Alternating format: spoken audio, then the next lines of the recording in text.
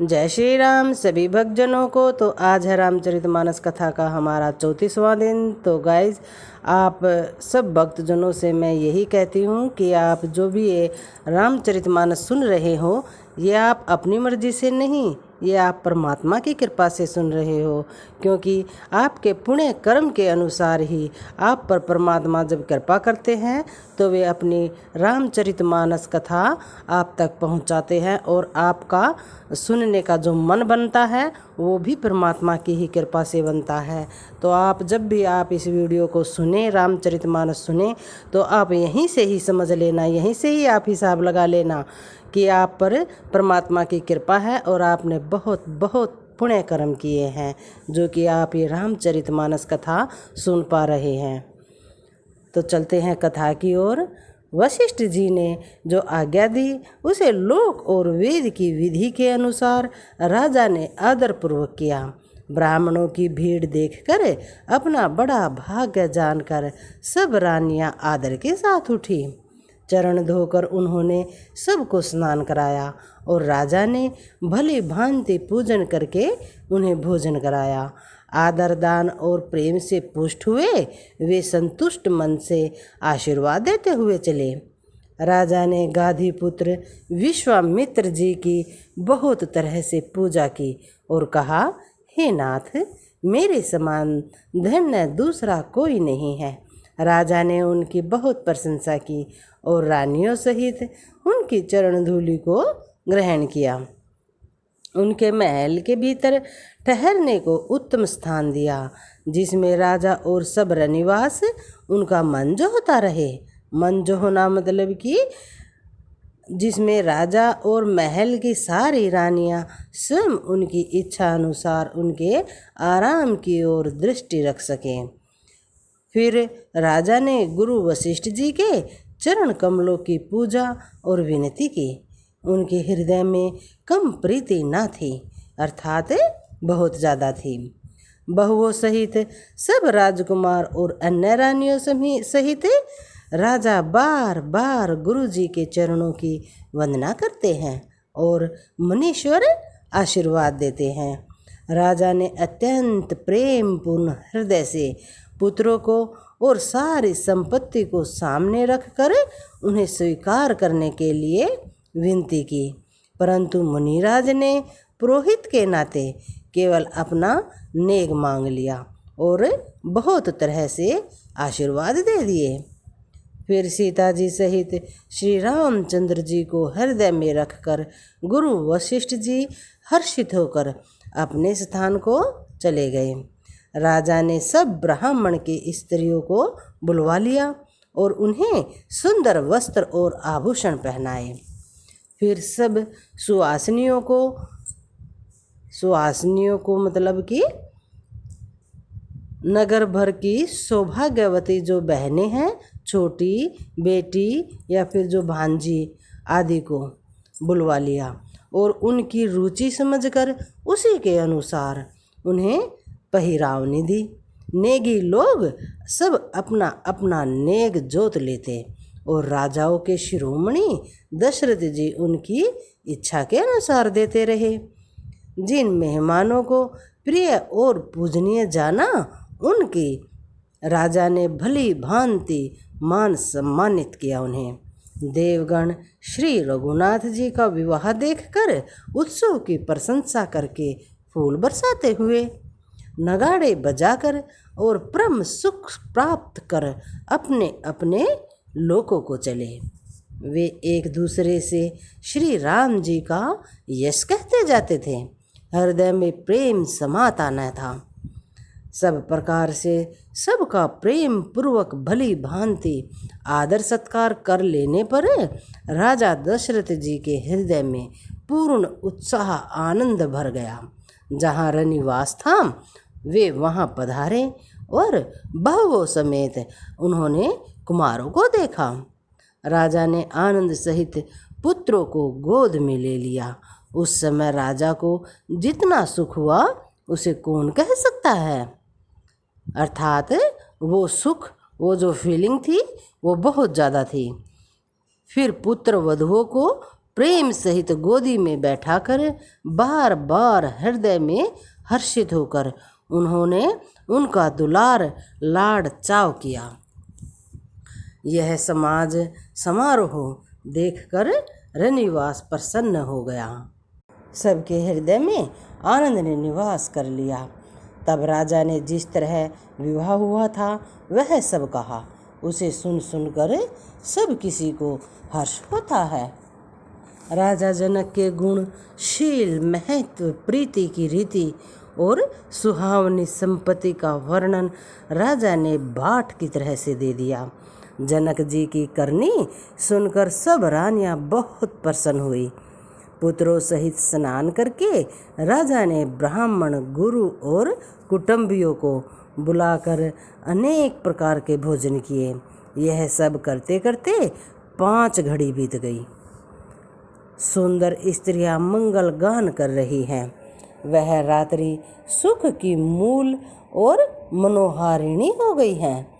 सबने आचमन करके पान खाए और फूलों की माला, सुगंधित द्रव्य आदि से विभूषित होकर सब शोभा से छा गए।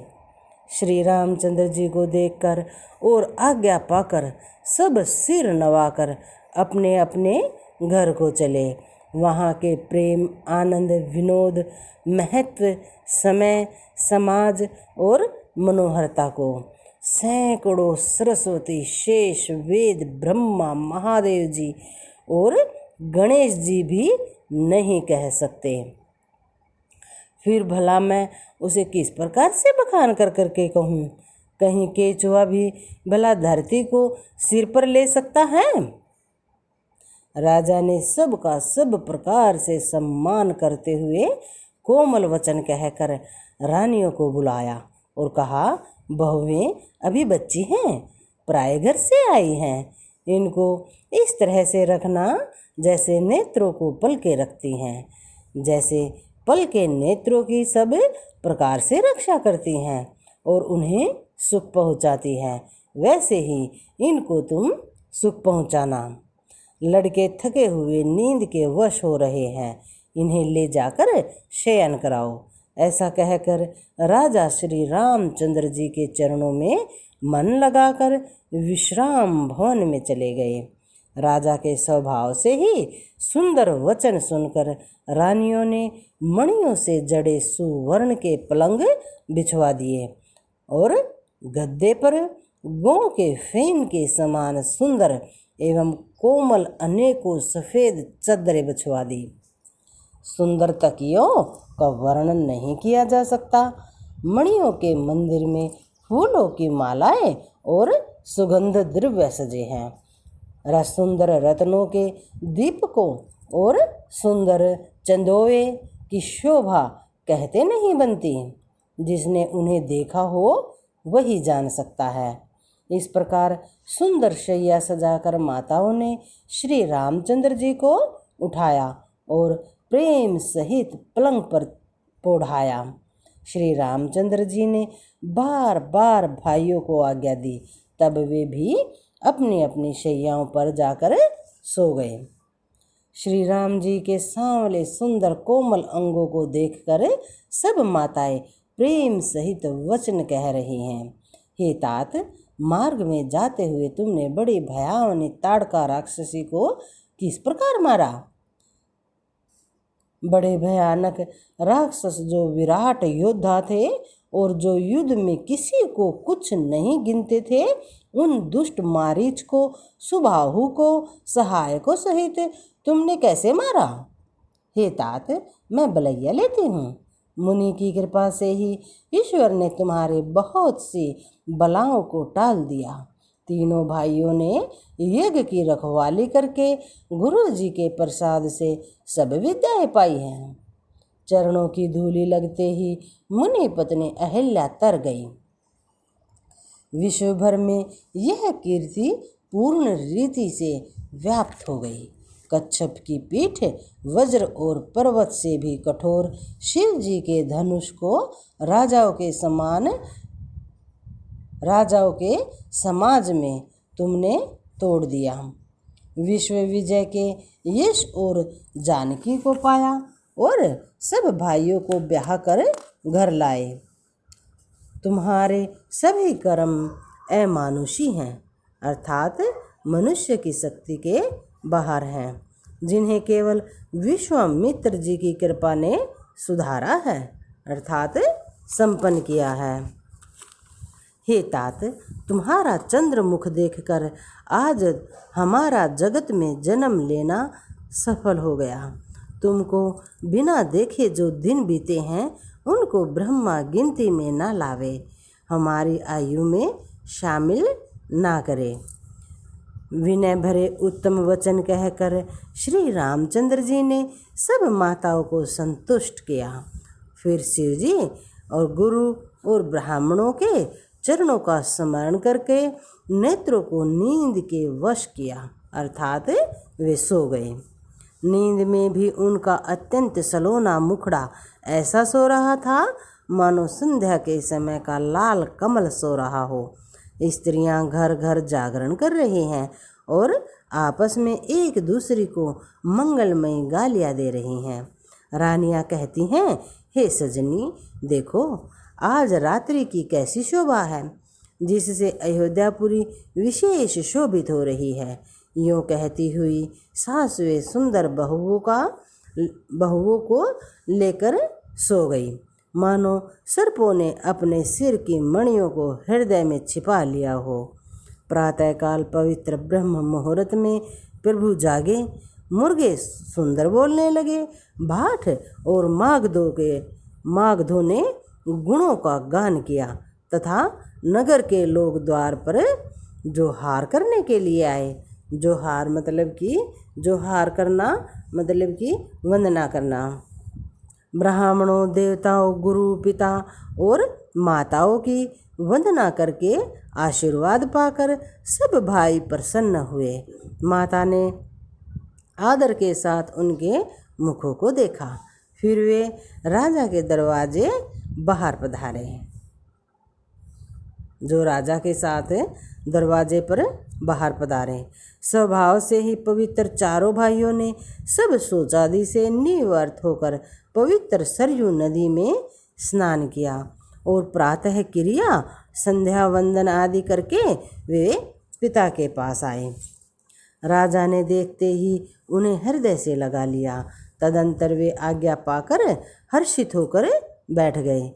श्री रामचंद्र जी के दर्शन कर और नेत्रों के लाभ की बस यही सीमा है, ऐसा अनुमान कर सारी सभा शीतल हो गई, अर्थात सबके तीनों प्रकार के ताप सदा के लिए मिट गए।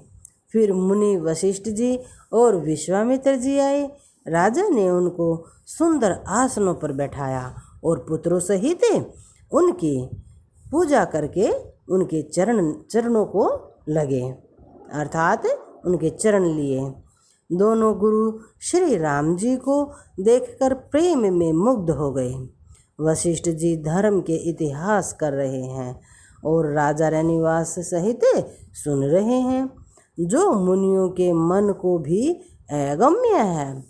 ऐसी विश्वामित्र जी की करनी को वशिष्ठ जी ने आनंदित होकर बहुत प्रकार से वर्णन किया। महादेव जी बोले, महादेव नहीं, वामदेव जी बोले, ये सब बातें सत्य हैं। विश्वामित्र जी की सुंदर कीर्ति तीनों लोकों में छाई हुई है। यह सुनकर सब किसी को आनंद हुआ। श्री राम लक्ष्मण के हृदय में अधिक उत्साह आनंद हुआ। नित्य ही मंगल, आनंद और उत्सव होते हैं। इस तरह आनंद में दिन बीतते जाते हैं। अयोध्या आनंद से भरकर उमड़ पड़ी। आनंद की अधिकता अधिक बढ़ती ही जा रही है।